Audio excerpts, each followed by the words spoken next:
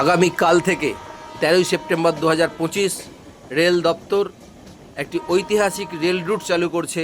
সেটা হচ্ছে সাইড্যাং কলকাতা এক্সপ্রেস। সাইড্যাং কলকাতা বা কলকাতা সাইড্যাং এক্সপ্রেস ট্রেন নম্বর হচ্ছে 13-125, 13-126 ট্রেন নম্বর। এই রেলটি ঐতিহাসিক এই কারণেই, কারণ আমাদের বেঙ্গল বা কলকাতার জন্য কোনো ঐতিহাসিক ঘটনা নয়, ঘটনা সাইড্যাং স্টেশনের জন্য ঐতিহাসিক ঘটনা।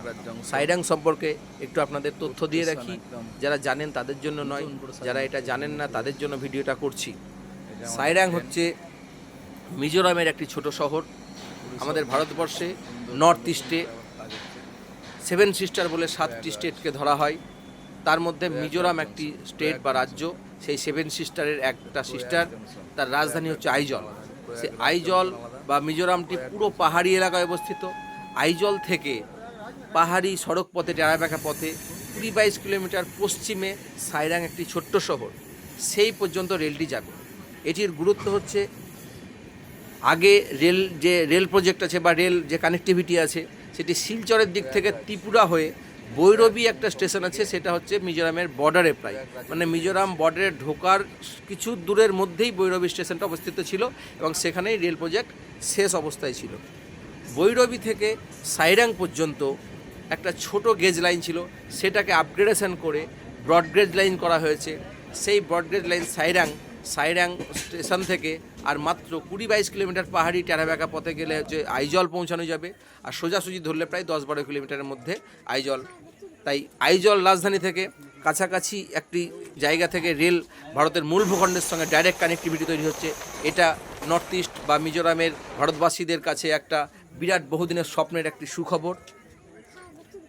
এই সাইড্যাং থেকে বৈরবী, এই যে নতুন লাইন, আর এদিকে আমাদের মুর্শিদাবাদের নসিপুর রেল ব্রিজ, একটা ঐতিহাসিক রেল ব্রিজ, যেটা বহুদিন অবহেলিত হওয়ার পরে কিছুদিন আগে উদ্বোধন হয়ে কয়েকটি রেল চলছে। তার উপর দিয়ে নতুন রেলগুলি চালু হবে, এই আশা আমাদের ছিল, সেই আশা মতনই কাজ হচ্ছে। তাই এই নতুন রেল ব্রিজ মুর্শিদাবাদের এবং এই সাইড্যাং বৈরবী নতুন রেল লাইন, এই দুটি নতুন প্রজেক্টের সঙ্গে সংযোগ স্থাপন করছে এই রেল।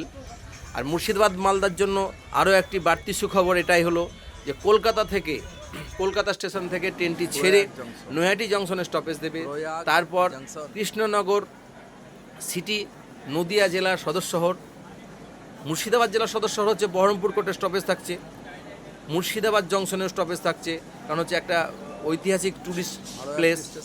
তারপরে আজিমগঞ্জ জংশনে স্টপেজ দেবে, কারণ হচ্ছে আজিমগঞ্জ জংশন হচ্ছে রেলের টেকনিক্যাল স্টপেজ, সেখানে স্টপেজ দিতেই হবে। তারপর উত্তর মুর্শিদাবাদের গুরুত্বপূর্ণ শহর হচ্ছে জঙ্গিপুর রোডে স্টপেজ থাকছে। ফারাক্কা জংশন 3টি মেন লাইনের জংশন, সেই জন্য সেখানে স্টপেজ থাকছে। তারপরে মালদা টাউনের স্টপেজ। মালদা টাউনের পর থেকে অন্যান্য রেলের মতন দূরে দূরে স্টপেজ দিয়ে রেলটি আগাবে, এবং বহরমপুরের আগেও হচ্ছে দূরে দূরে স্টপেজ, কিন্তু বহরমপুর মালদার মধ্যে এত ঘন ঘন স্টপেজ, যেটা মালদা মুর্শিদাবাদ জেলার বাসীদের কাছে একটি বিরাট সুখবর। আগামীতে এরকম আরও রেল চালু হবে, এই আশা আমরা রাখবো। ভিডিও দেখার জন্য ধন্যবাদ।